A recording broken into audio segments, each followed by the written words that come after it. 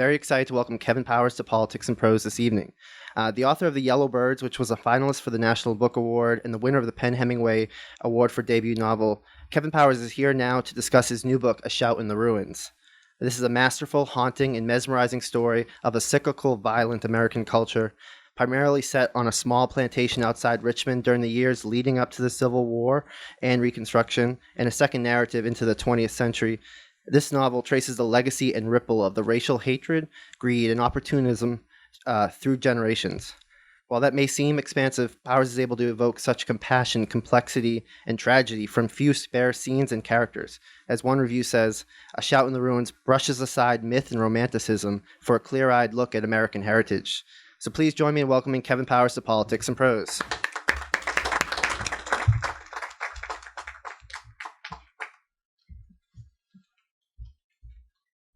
All right. Well, thank you so much for coming, everybody. I really appreciate it. Let me dig my little bag. There we go. All right. I had to buy some books. I can't come into a bookstore without buying books. So, yeah, it's a real privilege to be here. My book came out today, and this is my first event. So if you'll bear with me, I'm getting my little spiel together and all that. There are a few bookstores that I love as much as I love politics and prose. A place like this is really like, I don't know, it's like being in church. I just love getting to do this. I'm really privileged to be able to share this with you, and I just want to start by thanking you so much for taking the time to come out here and listen to me. So that introduction was really beautiful. I appreciate that. I guess I want to talk to you a little bit about how and why I came to write this book. My first novel deals with the experience of two soldiers in the Iraq War, and I myself having served in that war and then coming back to my hometown of Richmond, Virginia. It occurred to me that not only did I see our contemporary conflicts in a new light, but our long American, Virginian, human history of conflict and bloodshed. I saw all of it in a new way. I'm not claiming that I deserve a pat on the back for that. Probably that stuff is obvious to people in a way that it wasn't to me. But anyway, I began to look at the history of the place that I was from in a new way. And because I had so many questions about what it really meant to deal with that history and to try to sift through it, as a writer, I felt like the only way that I would possibly unravel any of it was to try to put it into a story. The story that I'm telling is centered around a fictional plantation called Beauvais. It's very loosely based on a real place called Belgrade that has subsequently been turned into a Ruth's Chris Steakhouse. So, you can judge what progress looks like. But the book follows the lives of the people who are in that place when it's active, connected through generations into the future. And I'm looking at the way that history was something that was lived in, the way it passed into memory, and then when no one was left alive who was directly connected to it, the way that it has become a history that's convenient to forget. And I'm guilty of that convenient forgetting in a lot of ways myself.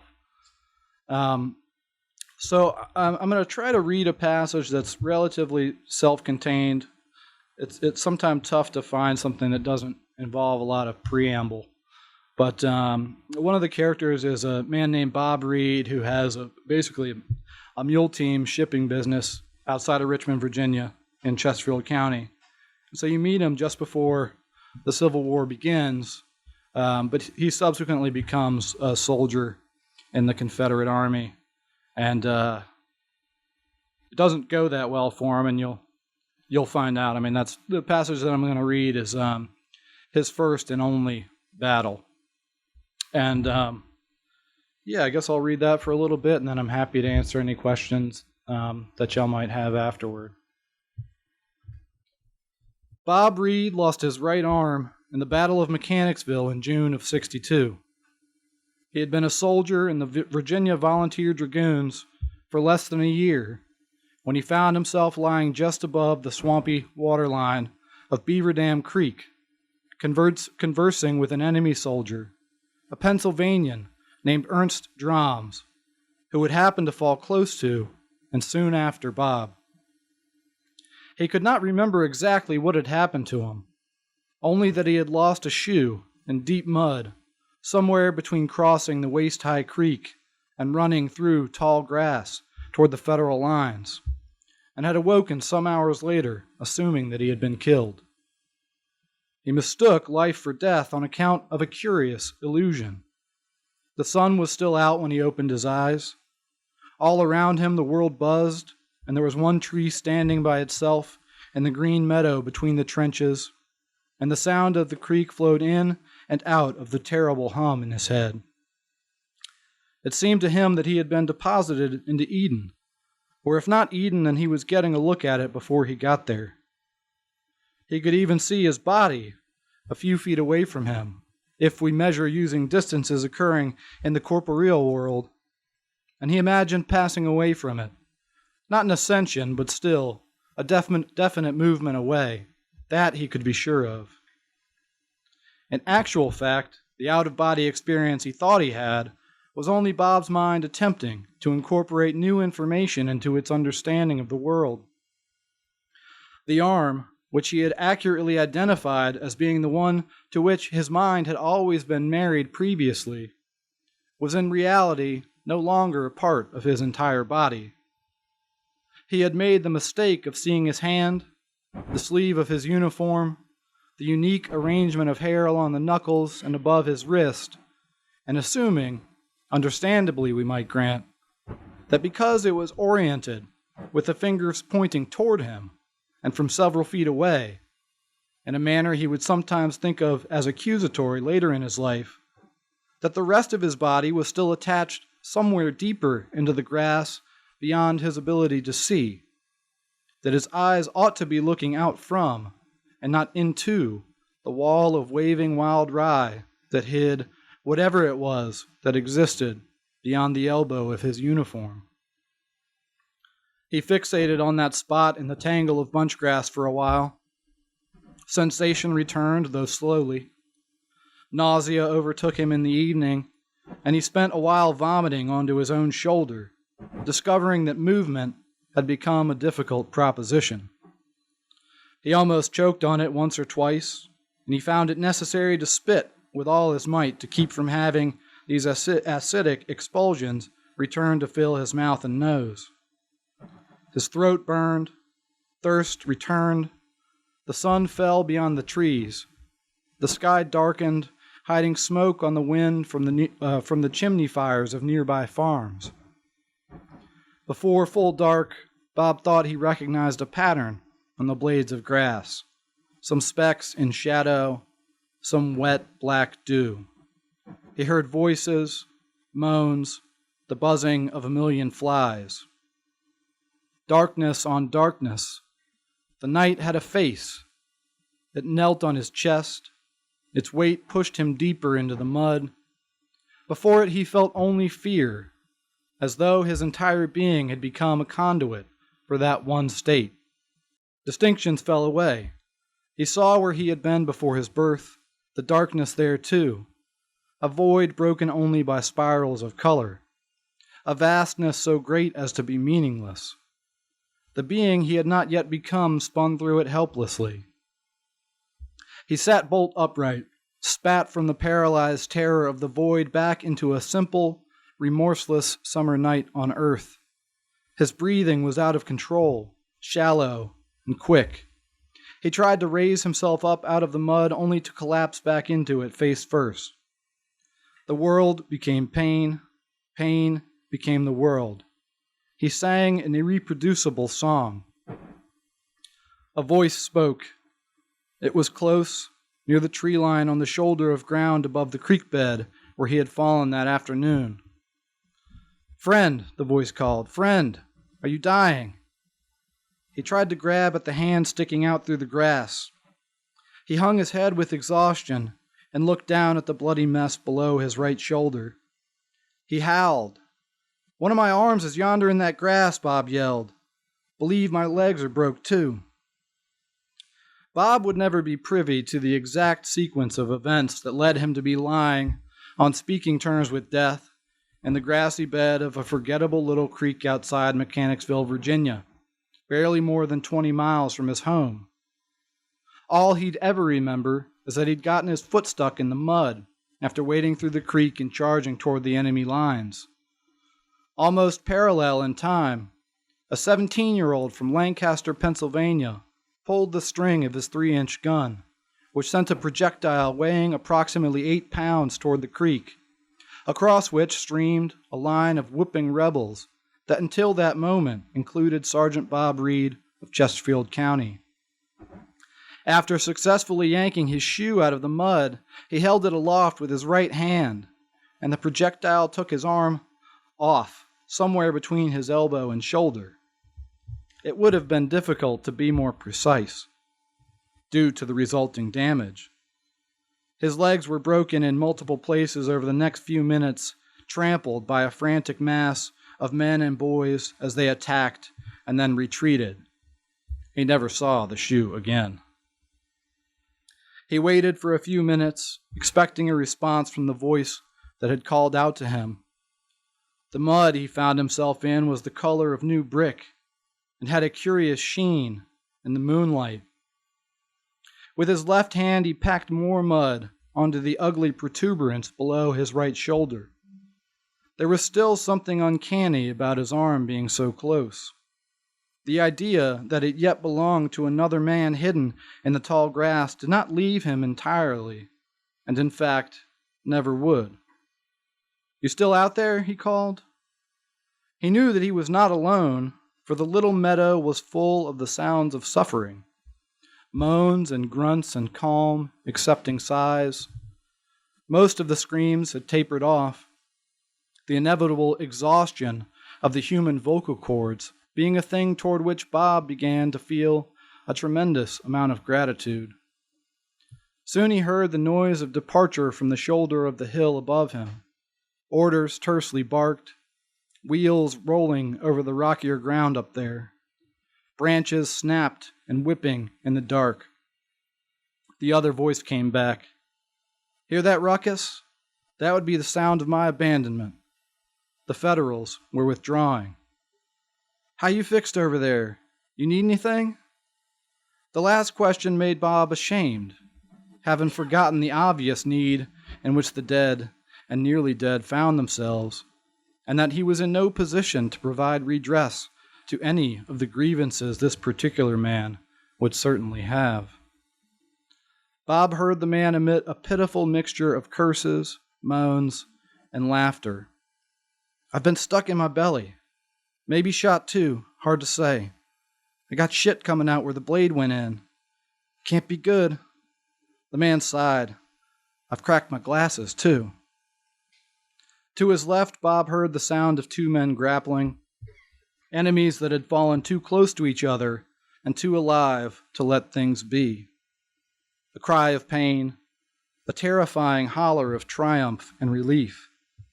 Daylight seemed to come no closer, as if the sun had the good sense not to shed its light on a scene so clearly belonging to the realm of night.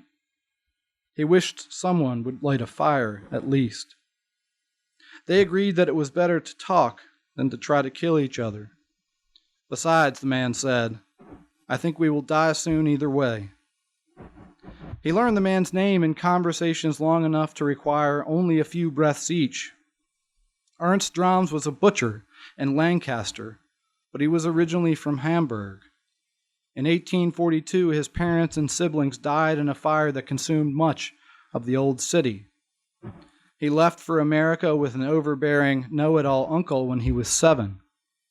He did not remember much of his birthplace, a line of modest Lutheran spires painted in ash, the Elbe almost purple against the spits of sand and grasses at its estuary, a language left behind and then relearned in the hills and farms of central Pennsylvania.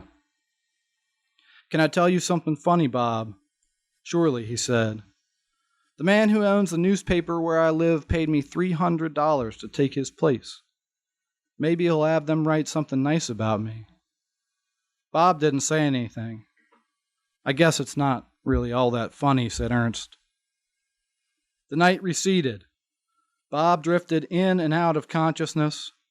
Before daybreak, he heard a line of friendly skirmishers and litter-bearers splash through the creek from the lines he left the day before. It was getting hot again already. No sign of rain. The air thick. He tried to call out to them, but his throat was so dry as to be sealed up. He heard them chattering around him. They lifted up a few groaning men and took them to the rear. He was almost stepped on by a boy who knelt down in the mud next to him and poked at his dirty face with his finger. "Shit fire," the boy hollered. "Fella's still breathing here." Bob croaked. "Water." "We're going to get you fixed right up, mister. Don't you worry." He poured a splash of water from his canteen onto a soiled rag, and with it wet Bob's lips. Neither of them thought he would live much longer. The boy then held his canteen up to Bob's mouth, gave him a drink, and sat down next to him. The litter-bearers seemed to have quite a bit of work. It occurred to Bob that the boy was likely less than 20 years old. He had spots under the dirt caked on his face. The boy rifled through Bob's pockets. "Don't think you'll be needing all this, mister. You mind?" he asked. He took a tintype of Emily, who's Bob's daughter, from inside Bob's coat pocket, held it up in the morning light and said, "Kinda pretty, I guess. Pretty enough for my needs." He also took the last bit of Bob's coffee and a letter from Emily that the illiterate boy would use to wipe himself with after shitting in a ditch as the battle cascaded eastward a few days later. The litter-bearers finally arrived. They lifted him up, and the howls he made were subhuman in nature, but didn't seem to bother anyone all that much. He wanted to ask them to grab his ring off the hand that was still resting in the grass, but found himself weeping, overcome with pain. As they took him away, he watched the scavengers pick the pockets of the dead. He looked for Ernst, a few Federals laying dead or dying in the meadow. Bob could not be sure which body owned the voice that he had spoken to all night, but he guessed it was the man he saw at the bottom of the hill a few yards away. He wore dirty spectacles. He looked dazed but alive. The scavengers got to him first. They took something from his pockets. The boy who had found Bob removed Ernst's broken glasses and put them on his face. Blood speckled the lenses and painted the fractures in thin, dark lines of red. The German raised up his arms feebly. Bob watched from the unstable perch of his litter. "Don't do that," he said to himself. "Don't do that." He tried to call out louder. The boy looked back at Bob, departing on the stretcher. "Don't give me that goddamn look," he said. The morning sun flashed in reflection. The scavengers then caved in Ernst's face, taking turns with the butts of their rifles. The impacts made a dull, thumping sound. They whooped and yelped. They danced their dance. July was a dream, visions and glimpses of visions. Bob was centered in the void most of the summer, though what he remembered of it when he woke in an airy ward of the Confederate hospital on Chimborazo Hill amounted to very little. Leaves dancing in the wind over the dusty roads of central Virginia. Maybe the noise of some river or another nearby. Heat unacquainted with the mercy of a breeze. Lucid for a 2-day stretch in early August, he recalled waking with an itch on his right hand, but when he looked down, the hand was still not there. Only a stump bandaged and covered over in plaster, but damn did it itch. When it did not itch, it hurt. Sometimes in the night he'd wake to clench fists. He would let his left hand relax But the ghost fist would not release, and the pain of it, seized up and indifferent to the direction of his mind, was a new torture. He remembered the attendants bringing in a boy wounded at Cedar Mountain. They placed him in a cot across from Bob, both legs mangled by grape shot. The boy had both legs, more or less, thought Bob, but as to his feet, their presence was inconclusive. They gave the boy chloroform right before the operation began, so there was not screaming. Instead, for the next 20 minutes, Bob listened to the sound of the surgeon scraping down the cut-off ends of his thigh bones to a flat, regular surface to ensure they would not push back through the skin after he was stitched up. Bob wished they'd have let the boy scream. Couldn't be worse than the noise that rasp made against the poor kid's bones. In and out, another run of unreliable consciousness. The stump began to stink. Out and in. The pain was almost gone by September, and Bob woke to mostly healed wounds. Soon he was well enough to send a letter. Though the hospital was less than a day's ride from his home in Chesterfield County, it took 2 weeks to receive a reply. Finally, Emily wrote to him. I'm going to skip the letter. We got a little more time. Things are bad. Weeks more would pass before he walked again, and even then he required the aid of a cane and a leg brace with no less than a dozen parts fully assembled.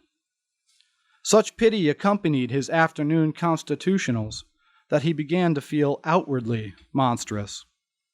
Mothers on the sidewalks of Church Hill whisked their children out of sight. Even the slaves in the cookhouse averted their eyes when he neared, though Bob never realized that this was due to the lifelong understanding among them that nothing existed in God's great wide world more dangerous than a white man feeling sorry for himself. A slave girl assisted him in his outings. Though Bob did not know it, she was rented to the hospital at such a generous rate that its commandant had given her master, Mr. Levallois of Beauvais Plantation, a silver-plated ceremonial pistol engraved with the words Deo Vindice as a gesture of appreciation.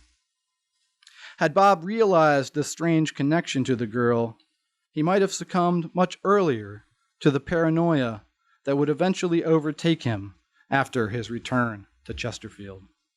And that's the end of a little section, so I'm going to stop there. So I guess I do want to add that that there is a love story in the book as well. So it's not all just wounds and I should also say, parts of the book are certainly bleak, but I wanted to make sure that I wasn't romanticizing that period or any of the subsequent periods that I'm writing about. I don't know. I guess if you read my first book, you might conclude that all of my writing is bleak, but I am an optimist at heart, but one of the things that writing allows me to do is to make sure that I'm testing my optimism, to make sure that I'm not just putting rose-colored glasses on and not thinking about the serious questions that one I think could responsibly ask about our shared history. But with that, yeah, I mean, there are many more pages than the ones I've read. If the ones I read interested you at all, I would be most honored if you were curious enough to buy the book. And right now, I'm happy to answer any questions that you might have. How do you decide on your characters' names? You've got, from what we heard, someone from Pennsylvania. Mm-hmm. It sounded like he had a Pennsylvanian German Right. name. And so I guess the geography or from wherever they're from is part of that. But how do you pick the specific name? Sometimes it's just trying to find something that's period appropriate to the region that they're from. Sometimes there's a kind of symbolic quality to a name that I find interesting that helps me kind kind of focus on who the character is and what he's supposed to be doing in the book. So you learn a little bit about the backstory of Levallois. I could have picked an easier to pronounce name. I probably should have. Now that I've had to read it in public, I kind of kicking myself. But anyway, so Richmond and the kind of central Virginia area was populated significantly by French Huguenots. So people escaping, Calvinists who were escaping. First they went to England, then the English kicked them out. So I knew I wanted this character to be French Huguenot extraction, so I wanted to give him a French name. And I was thinking about French names and just kind of randomly looking at things that interest me. And I was reading a book about archaeology, so like human prehistory. And there is a kind of a stone implement, a spear point stone tool that is called Levallois point. And I thought, well, this guy is driven by acquisition, domination, violence. And I just thought, well, that fits, to have a guy named after a spear point, who shares, who embodies in a lot of ways our very ancient human instinct toward violence, just felt, it just felt appropriate. And then other names, you just think, like Emily Ried, who's the character's daughter that I just read about. I just thought, well, Emily Ried. I had a line. There's a line in the book much later where a character has a thought. He thinks he'd always thought of Emily as a young girl's name, right? So that line came to me. I don't know from where, but I thought, well, I think that's going to be this character's name because I like that line and I want somebody to say it. Yeah, so a lot of different ways. But it's a really interesting question. I mean, sometimes it's really focused and intentional, and sometimes it's just, I think it sounds good, or it just kind of instinctive. It feels right. Yeah. You're very welcome. Thanks for the question. Yes, Hi, sir. Kevin. Hi. We saw you here in Yellowbirds. I just wanted to tell you, you haven't aged a bit. Oh, well. So well done you. Well, my hair is well a little done you. grayer. Well, yeah, wait till you're my age. In any event, I had a couple questions for you. Sure. I teach at Nova and at University of Maryland, and I do use Yellowbirds as especially the first chapter. Well, I appreciate that very all much. the time in terms of telling them how descriptive they can be in terms of how they present themselves. So my question, I think, just I haven't read the book, just kind of scanned the reviews, what I could find. And then I thought, why this one after Yellowbirds? I guess it wasn't programmatic. Because when I read Civil War, I went, oh. Yeah, I mean, it wasn't programmatic. It wasn't, it wasn't that I sat down and said, now I must address this subject. That's just not how writing works for me. It's a kind of, it's the pebble in the shoe. And growing up in Richmond, it has always been a pebble in my shoe. And so I just have had so many questions about it that felt, that I hadn't felt like I'd examined thoroughly. And then again, I mentioned before this sort of kind of reorientation in my thinking about our history and violence, having actually seen up close what violence on that kind of a scale looks like. I just felt like, well, I've got to see if I can figure it out. And as pleased as I am that y'all are here, I mean, I write the books for myself, and then when I'm done, I see if I can get anybody to write me a check for it, I mean, that's kind of, I mean, the great hope is, of course, that the kind of introspective work that I've done will be meaningful to another reader. I mean, that's the ideal outcome, but the real satisfactions and discoveries are just sort of reckoning with the questions I have about that. So it wasn't like I have some kind of, these certain particular career ambitions. was just the next thing that has been bothering me for a long time. Okay. Then I thought also, I read in The Guardian that there's, which by the way gave you a great review. I was very pleased with that. You should have been. Yeah, it's high praise again, as it was for Yellowbirds. I mean, they compare indeed. you. And Andrew Motion is a and yes, I was going to brilliant say writer. Andrew I Motion respect immensely. giving you high props. No, I felt okay about that one. Yeah, you should. Some other ones a little shakier, but you know. But there's another narrator in the book, and you haven't really referenced that. So maybe you want to chat with the folks about that. Do you mean George? Yes, right. Yeah. So actually, yeah. So I mean, so I said that the narrative is centered around Beauvais Plantation as a place, but really the book itself is centered around a character named George Seldom, who is born into the Civil War and orphaned by its aftermath. And so we discover his early life as the book progresses, but we also join him as he's attempting to make those discoveries for himself. And so the kind of parallel timelines that the book is operating in are, you know, this period from which I read, which sort of covers around the Civil War, and then up into the 1950s, where George is a very old man reflecting on the life that he's lived. And one of the reasons he's so central to the book is, you know, as I was talking about, is in a lot of ways I'm trying to figure out how this history is connected to our lives as we live them now, our everyday lives.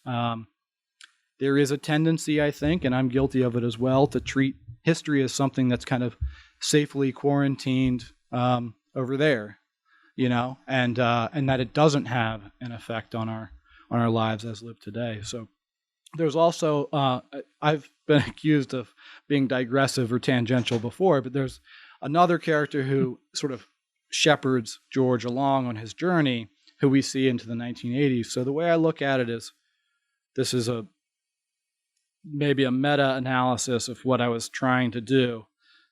You know, you can judge how successful it is if you read the book, but it's sort of history as it's lived, history as it passes into memory, and then as it passes out of living memory into history that we might encounter as something distant, safe, quarantined, without the kind of immediacy of history as it really is lived. And yeah, George is, I think, the center of the book, the most important character. One last question, I Sure. promise. Your book of poetry.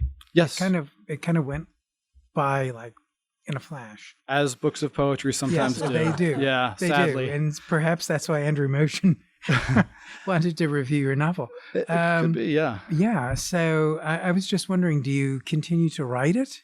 And do you see yourself, you know, carrying on in 2 tracks, or? I will. I mean, I don't have a body of poetry right now that I feel is kind of coherent enough to try to put out, and I'm kind of okay with that. You know, it's still so meaningful to me as a reader and a writer, but as you said, you know, it being a priority for I can tell you my publisher is not banging on my door asking where my next book of poetry is. I'm sure. They were great, and they did a great job with the first book. So I love it. I read it. I you know, when I get a chance to do these kinds of things where people ask me what I'm reading, I very often will intentionally try to focus on books of poetry that I'm read. So I'm an advocate for it.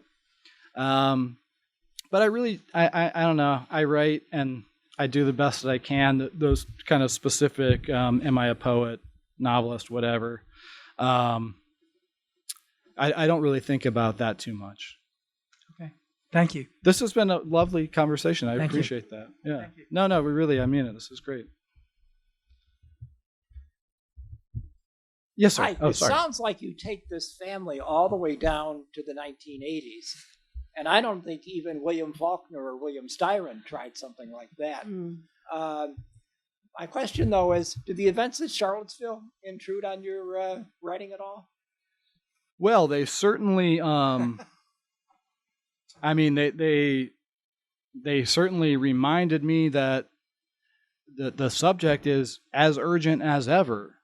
And I think, DC is not one of these places, but there are a lot of places in the country where one can forget that these issues are urgent. I've been to places, lovely places. Don't get me wrong, but I've been to places on the West Coast that one could probably accurately describe as monochromatic. But when we're living with our neighbors and we share this history in places like D.C. and Richmond and points further south, it's a little harder to forget that this stuff is present. And so Charlottesville, it was something that I don't know. It reminded me that I have a responsibility, to try to do this right.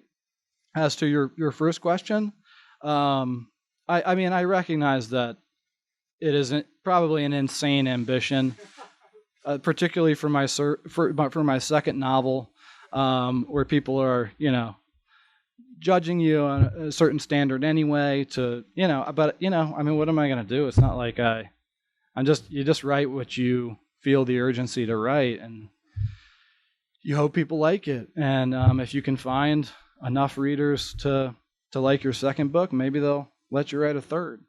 So yeah. But yeah, and I guess I should say that it's not a comprehensive history of all the forces at work, from the 1860s to the present day. It's following these separate timelines. It's episodes from these people's lives, and I'm trying to weave that in together so you get a kind of a personal or individual context for the history rather than the big picture stuff. I'm happy to refer you to wherever it is. And my hope is that maybe this book could function kind of complementary to the big picture examinations. But yeah, I don't know what the hell I was doing. I just, I thought, why not go for it? Hi, I have two questions. Sure. Following up on the previous one. I think you said you had questions about the history of Virginia and Richmond. Indeed.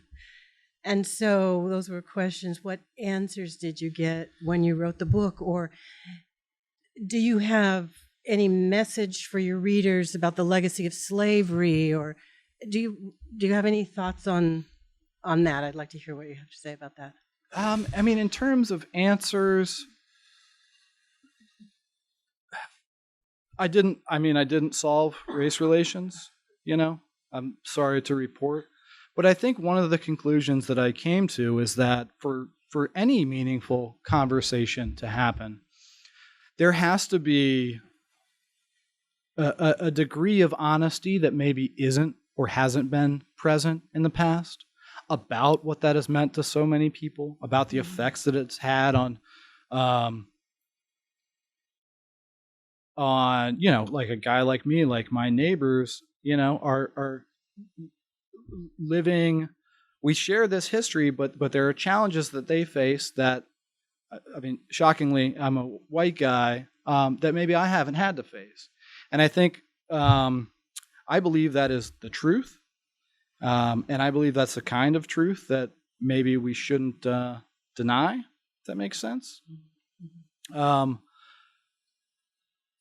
What was the second part of your question? I'm sorry. The second question, and I didn't mean to ask you to solve the question. No, I didn't mean to be glib. I apologize. I wasn't trying to be. No, my second question is completely different. It's about Sure. the Yellow Birds, which I loved as well. I just thank you. love that book. Thank you so much. And I looked at your website before I came here and saw that the trailer for the movie is on your website. This is true. Yeah. So I wanted to know if you had a hand in developing the movie. I didn't. Oh, okay. No. They were very generous in terms of letting me know what they were doing, but they didn't ask for my input really. But I will say, it was a really great and talented group of people that they put together. Some of the young actors who play Bartle and Murph are just fantastic and really talented. And now, they're doing Han Solo and all this other stuff. I haven't seen the most recent cut that's going to be released, but the version that I saw is just incredibly beautifully shot. I mean, it's just gorgeous to look at, and I really felt like they understood the story that I was trying to tell. But it's an act of translation, so they had to make certain choices to make it, conform to whatever movie stuff it has to conform to. I'm anxious to see the new version, and I wish them all much success. And one point that I forgot to mention, another thing that I did, I guess that I came away with, is I talked about how sometimes what writing does for me is it gives me an opportunity to sort of test my reality, to test my optimism, to test my faith in humanity. And I will say, I mentioned that there is a lot of this is about love and how can it survive, and can it survive? Not just romantic love, not just eros, but also agape, like brotherly love, just sort of our fellow feeling towards one another. And I really feel like at the end of the book, I hope, and I can say that this is my genuine feeling, that there is cause for hope. There is cause for optimism. I think there is cause that the better angels will one day win out. You have to work at it. The very famous quote, "The arc of history bends toward justice." It doesn't do it on its own. It bends that way because we bend it that way, if we so choose. And so as rough as the book is at times, and as rough as the subject matter is, I did come away feeling like my optimism and my belief in the genuine goodness that resides right alongside the darkness, but the genuine goodness that resides in each person is real, and placing one's faith in that is not a fool's errand. So that was something I just wanted to add that because I forgot to mention it when you were talking before. Yeah. Okay. Well, thank you very much. Yeah. Did you have a? Oh, sure. I was just going to ask, was there any relationship of Beauvais to the Carter Plantation?